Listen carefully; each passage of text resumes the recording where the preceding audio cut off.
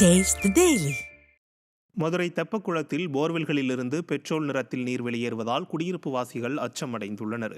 தெப்பக்குளம் அருகே புது ராம்நாட் பகுதியில் புதிய குடியிருப்புகள் கட்டப்பட்டு வருகின்றன.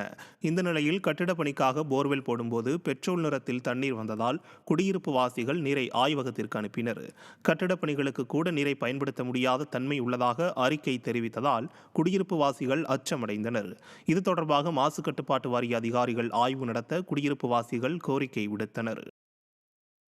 திருநெல்வேலி மாவட்டம் அம்பை மேற்கு தொடர்ச்சி மலைப்பகுதிகளில் மரங்கள் ஆங்காங்கே முறிந்து விழுந்துள்ளதால் கடந்த 10 நாட்களாக மின்சாரம் இல்லாமல் மக்கள் தவித்து வருகின்றனர்.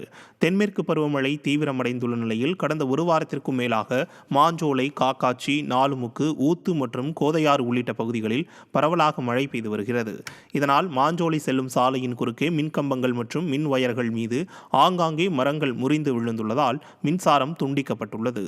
சுமார் 10 நாட்கள் ஆகியும் திறனற்ற ஸ்டாலின் ஆட்சியின் மின்துறை எந்த நடவடிக்கையும் எடுக்காததால் இருளில் தவித்து வருவதாக மக்கள் குற்றம் சாட்டியுள்ளனர். அரியலூர் மாவட்டம் ஜெயங்கொண்டம் அருகே ஜல்லிக்கட்டு போட்டி நடைபெற்ற நிலையில் ஆன்லைன் டோக்கன் முறையை கைவிட வேண்டுமென மாடுபிடி வீரர்களும் மாட்டு உரிமையாளர்களும் வலியுறுத்தியுள்ளனர்.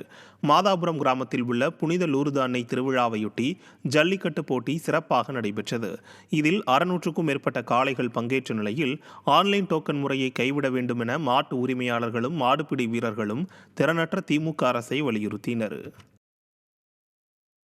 நெல்லை மாவட்டம் காவல் கிணறில் நிகழ்ந்த விபத்தில் இருவர் பரிதாபமாக உயிரிழந்தனர். இஸ்ரோ மையம் அருகே 4 வழி சாலையில் வந்து கொண்டிருந்த சொகுசு கார் ஒன்று திடீரென ஓட்டுநரின் கட்டுப்பாட்டை இழந்து சாலையின் நடுவில் உள்ள சென்டர் மீடியனில் மோதி எதிரில் வந்த மினி லாரி மீது நேருக்கு நேர் மோதியது. இதில் 2 வாகன ஓட்டுநர்களும் உடல் நசுங்கி சம்பவ இடத்திலேயே பரிதாபமாக உயிரிழந்தனர். விபத்தில் இருவர் உயிரிழந்த சம்பவம் அப்பகுதியில் பெரும் சோகத்தை ஏற்படுத்தியுள்ளது. காஞ்சிபுரம் மாவட்டம் சாலவாக்கம் அருகே ஆமை வேகத்தில் நடைபெற்று வரும் குடிநீர் மேல்நிலை நீர்த்தேக்க தொட்டி கட்டுமான பணியை விரைந்து முடிக்க விடியா அரசை பொதுமக்கள் வலியுறுத்தியுள்ளனர். நெல்லிமேடு கிராமத்தில் 30,000 லிட்டர் கொள்ளளவு கொண்ட குடிநீர் மேல்நிலை நீர்த்தேக்க தொட்டியின் கட்டுமான பணிகள் விடியா அரசை போன்றே 3.5 ஆண்டுகளாக ஆமை வேகத்தில் நடைபெற்று வருகிறது. இதனால் மேல்நிலை நீர்த்தேக்க தொட்டியின் ஏணி, படிக்கட்டு கம்பிகள் துருப்பிடித்து சேதமடையும் சூழ்நிலை உருவாகியுள்ளது. எனவே பணியை விரைந்து முடித்து பயன்பாட்டிற்கு கொண்டுவர மக்கள் அறிவுறுத்தியுள்ளனர்.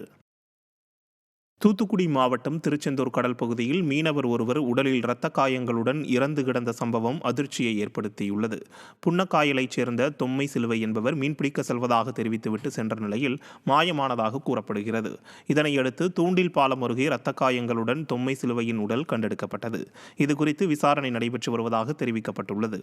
விடியா ஸ்டாலினின் ஆட்சியில் மர்மமான உயிரிழப்புகள் அதிகரித்துள்ளதாக பொதுமக்கள் அச்சம் தெரிவித்துள்ளனர். திண்டுக்கல் மாவட்டம் வடமதுரை அருகே அடையாளம் தெரியாத வாகனம் மோதி சிகிச்சை பெற்று வந்த விவசாயி உயிரிழந்தார்.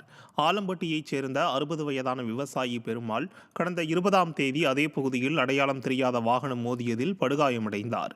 திண்டுக்கல் அரசு மருத்துவமனையில் கடந்த 10 நாட்களாக சிகிச்சை பெற்று வந்த அவர் சிகிச்சை பலனின்றி உயிரிழந்தார். விபத்து நடந்து 10 நாட்கள் ஆகியும் விபத்து ஏற்படுத்திய வாகனத்தை திறனற்ற ஸ்டாலின் அரசின் நேவல் துறை கண்டுபிடிக்கவில்லை என கூறிய பெருமாளின் உறவினர்கள் விபத்து ஏற்படுத்தியவர்கள் மீது நடவடிக்கை எடுக்க கோரி அவரது உடலை வாங்க மறுத்து சாலை மறியலில் ஈடுபட்டனர்.